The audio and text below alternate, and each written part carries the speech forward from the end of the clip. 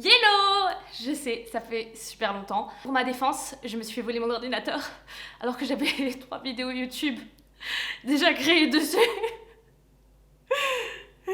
Je préfère ne pas parler de ce traumatisme parce que ça a été un traumatisme. J'ai enfin de quoi monter de nouveau. Oui, ça a pris 9 mois, mais je ne sais pas gérer ma thune. Du coup, ça a été très long. Alors, j'aime bien faire des vidéos drôles et tout. Cette fois-ci, le sujet de la vidéo, il va être moins fun que d'habitude, je vais pas vous le cacher. En vrai, moi j'en rigole, donc vous pouvez en rigoler aussi. Mais c'est pas un sujet drôle de base. Moi j'ai appris dans ma vie qu'il vaut mieux rigoler de ses galères que d'en pleurer. Parce que sinon, j'aurais jamais les yeux secs. Vraiment, avec ma poisse, ça coulerait tout le temps non-stop. La meuf vit dans une piscine. Je vais un peu vous raconter mon histoire avec mes stalkers. Oui, parce que j'ai eu des stalkers, et ce qui va vous choquer le plus, c'est que j'ai pas eu des stalkers une fois que j'étais sur les réseaux sociaux, et que j'étais devenue créatrice de contenu, et que du coup j'avais beaucoup d'abonnés. Non, j'ai eu des stalkers avant. Pourquoi faire les choses dans la logique? Pourquoi? J'aime bien, moi, faire n'importe quoi de ma life. Je vais commencer par le premier, parce qu'il y en a eu 2. C'est vraiment... Qui a 2 stalkers dans sa vie? C'est bizarre, non? Donc je vais commencer par le premier. Le premier... Je sais pas pourquoi je rigole, c'est même pas drôle, putain. Le premier, je l'ai rencontré à l'école. C'était un peu le gars très mis à part. Il n'était pas martyrisé ou quoi, il n'était pas bullied, tout ça. Mais bon, il était vraiment dans son coin, il avait pas vraiment d'amis. Le truc, c'est que moi, je déteste les préjugés et je déteste ne pas inclure une personne juste parce que personne d'autre ne l'inclut. Je trouve ça super chelou. Donc un jour, je me retrouve en gros en classe à côté ou devant ce gars, je sais plus. On va lui donner un autre nom, on va l'appeler Georges, voilà. Donc je suis en classe devant Georges et je commence à lui parler. Parce qu'il faut savoir que vous le savez très bien, je suis hyper bavarde, donc je pourrais même avoir une conversation avec un mur, et je m'ennuierais pas. Donc évidemment, je commence à lui parler, et au final, je découvre que c'est un gars super sympa, certes un peu chelou, mais vraiment genre un gars cool, quoi. Et donc pendant quelques mois, on s'entend bien et tout, on papote. Et commencent les problèmes. En gros, il se trouve que ce gars était passionné par les bus. C'est très important, genre il était passionné par les bus. Son but dans la vie, c'était d'être chauffeur de bus. Et des fois, il prenait le bus sans raison. Genre du terminus au terminus.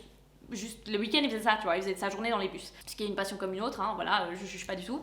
Et du coup, en fait, il a commencé à me raccompagner jusque chez moi. Dans le sens où il prenait le bus pour prendre le bus, et du coup, il prenait le bus avec moi. Et au début, quand j'arrivais à mon arrêt, voilà, moi je descendais, lui il restait dans le bus. Et puis il a commencé à me raccompagner vraiment genre devant chez moi. Moi à ce moment-là, c'est un camarade de classe qui est certes un peu chelou, mais qui au final est très gentil. Donc je me méfie pas spécialement, tu vois.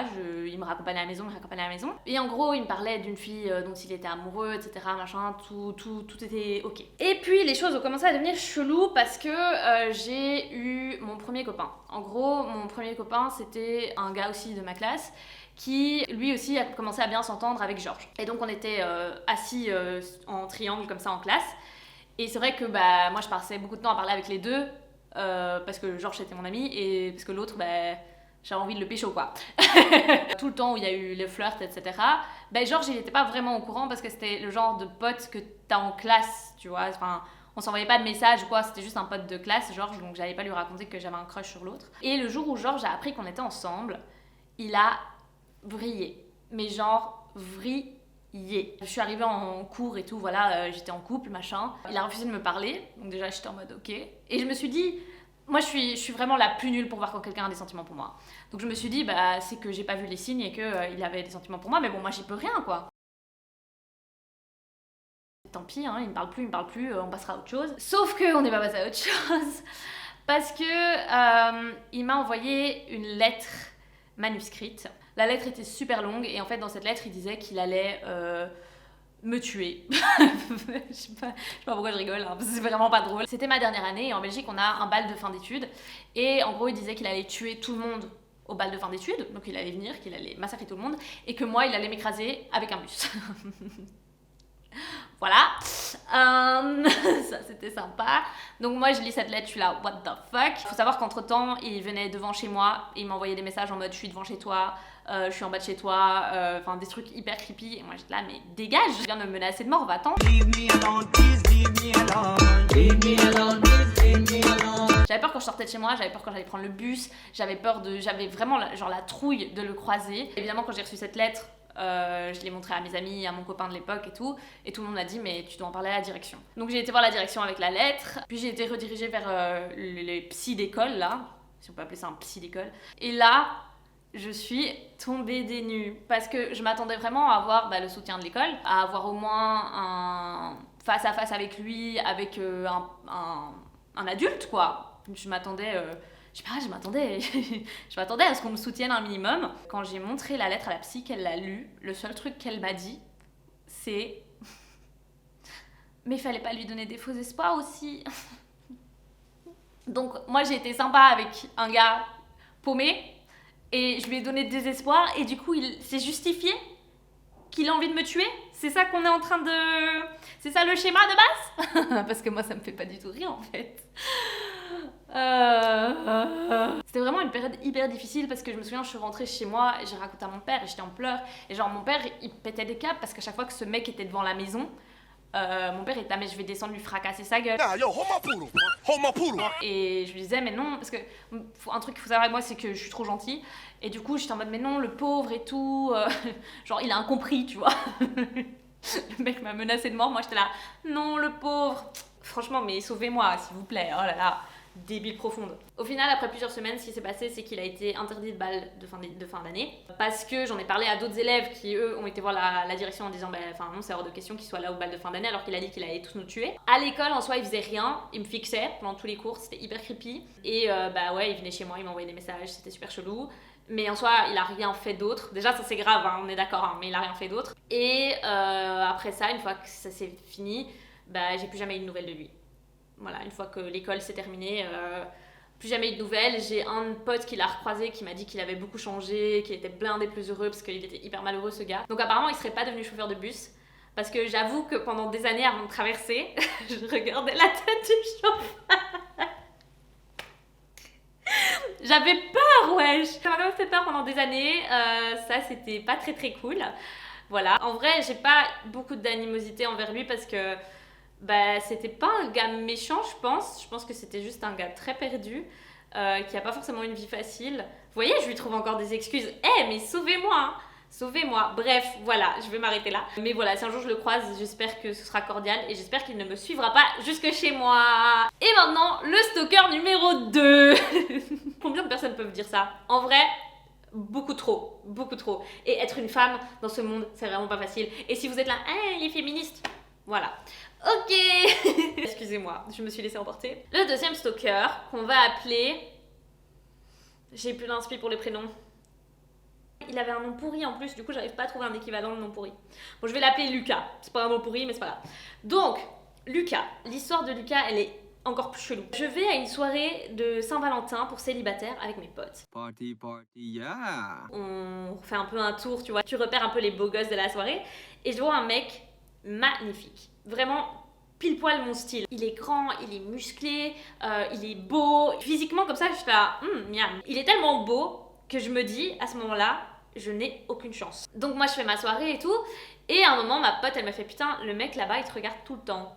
Et c'est ce gars-là.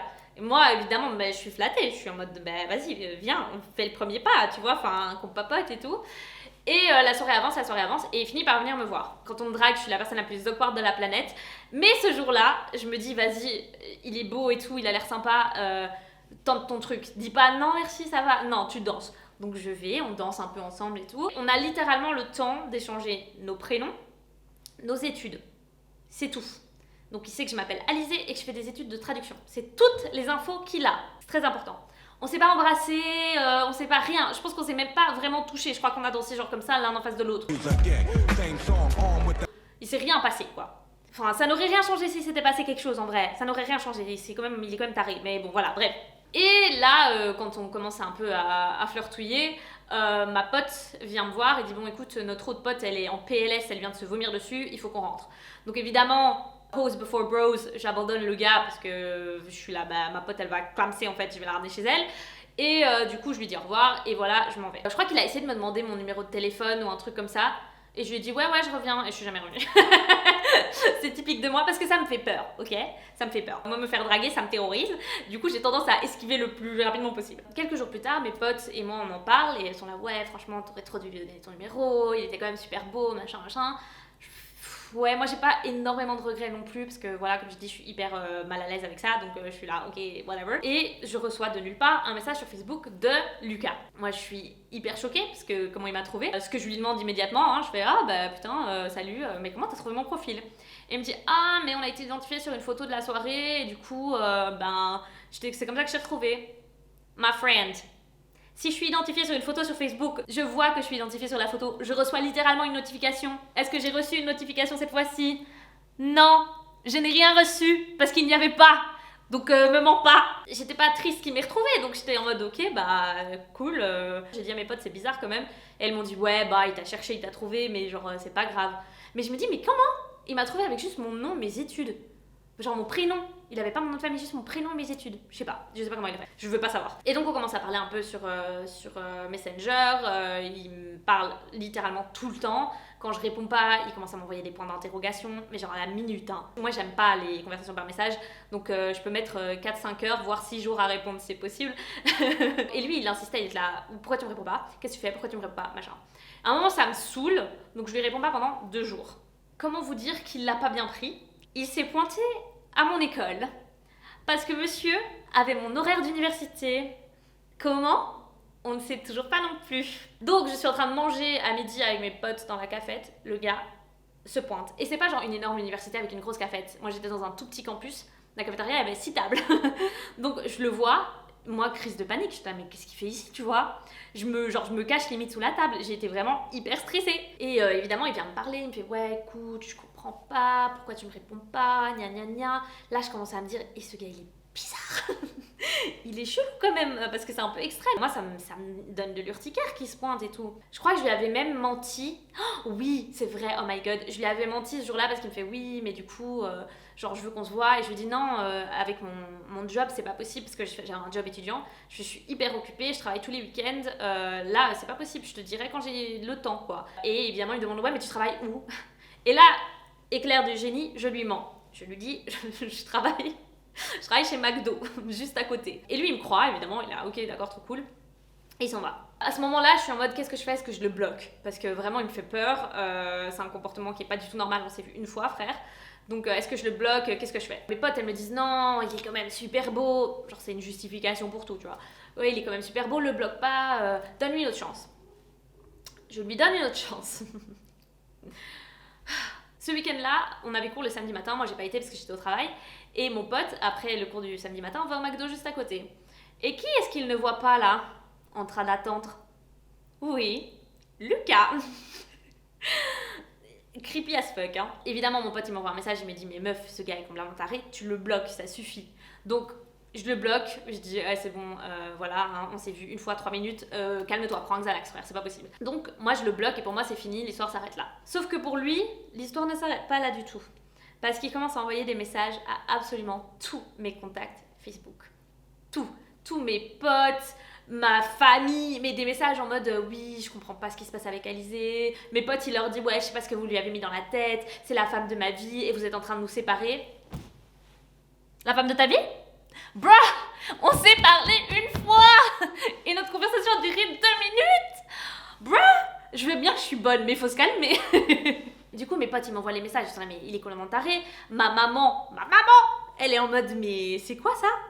Donc je leur ai dit à tous, ne répondez pas, laissez tomber, on passe à autre chose. Donc là, je me dis, bon, c'est bon, au pire, il se reprend à l'université, j'appelle la police, c'est pas possible. Donc moi, à ce moment-là, je lui envoie un message, je le débloque, je lui envoie un message, genre un gros pâté, où je lui dis en gros, laisse mes amis et ma famille tranquilles, je ne veux plus jamais te voir, on n'a jamais été ensemble, il ne s'est rien passé entre nous, c'est bon, ok, c'est bon, ça suffit. Je le rebloque. Et là, plus de nouvelles. Je me dis, oh, trop bien, ouf, on est bon. Et des semaines plus tard, je ressors dans le bar où on s'était croisés pour la première fois. C'est un bar où moi j'allais hyper souvent et c'était la première fois que je l'avais vu là. Et donc, on ressort dans le même bar avec mes potes.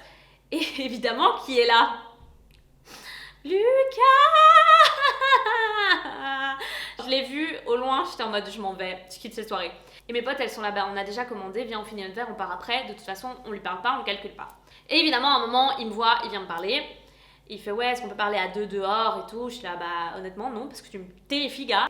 J'ai pas envie de parler seule à seule avec toi, tu me fais peur. Et du coup il me dit bon bah alors on va pas parler dehors, on parle ici. Donc on parle dans un bar avec la musique à fond la caisse, bref. Et en gros il s'explique, il dit voilà je suis désolée, c'est vrai que j'ai eu un comportement bizarre, mais j'ai vraiment eu un coup de foudre pour toi, et du coup le fait que tu me répondes pas ça me stressait blindé. Enfin genre il s'excuse 10 milliards de fois et tout, il se justifie, blablabla. Qu'est-ce que j'ai fait, à votre avis, avec mon quotient intellectuel de 2? Oui, je l'ai débloqué. Putain, je suis vraiment trop fan. Ah, mais il était hyper sincère, et il était en mode je te jure, je te harcèlerai plus. Et vraiment, je dois insister sur le fait qu'il était très charmant ce mec, hein. Très très charmant. En gros, pendant la soirée, du coup, il a parlé avec mes potes, et même mes potes qui m'avaient dit de le bloquer de base étaient en mode non, mais débloque-le en vrai, on a abusé, c'est nous qui avons pris ça comme si c'était un truc super grave alors que ça l'était pas, gna gna gna. Et c'est vrai qu'au début, après cette soirée-là, c'était beaucoup plus chill. Il me harcelait pas, il répondait quand voilà, c'était normal, il me laissait le temps de répondre, tranquille, et pendant genre 2-3 semaines, ça se passe relativement bien comme ça. Et puis il me dit bah tu sais quoi, avec mes potes on va dans le bar où on s'est vu la première fois ce vendredi, est-ce que tu veux venir avec tes potes? Et je me dis bah pourquoi pas, avec mes potes on comptait de toute façon sortir, donc on se dit à l'aise et on y va. Ce qu'il faut savoir aussi sur ce gars, c'est qu'il est français. J'aurais dû me douter que ça allait être un problème, mais donc il est français, et une de mes potes qui vient ce soir-là est française, de la même région que lui. Et en fait, il m'avait parlé un peu du fait qu'il avait du mal à s'acclimater à la Belgique, etc. Et du coup, bah, quand on arrive à la soirée, je fais ah bah tiens, vous êtes tous les deux français, de la même région, et vous vivez tous les deux en Belgique. Je sais pas, peut-être que vous pouvez faire connaissance et tout, parce que vous aurez peut-être plein de trucs à vous dire, tu vois. Il a vrillé. Oh my god, on aurait dit que j'avais tué ses parents. Un psychopathe dans un film, vraiment pété un câble et tout. Je crois qu'il a jeté son verre au sol, enfin vraiment un psychopathe. Il sort, je le suis dehors, je fais mais c'est quoi ton problème? Qu'est-ce qui se passe? Enfin...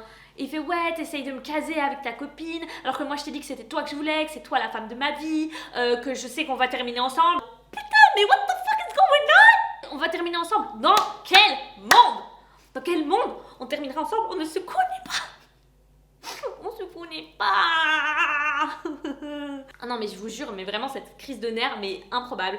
Donc là c'était vraiment la goutte de trop. Je l'ai bloqué sur place devant lui. J'étais là, allez hop là, je ne veux plus jamais entendre parler de toi. Il a pleuré à notre table, genre pleuré à chaudes larmes en mode non s'il te plaît donne-moi une chance. Moi j'étais là, moi je rentre chez moi, je veux plus voir cette personne, je rentre chez moi. Du coup la soirée c'est fini, on n'est plus jamais retourné dans ce bar alors que c'était notre QG.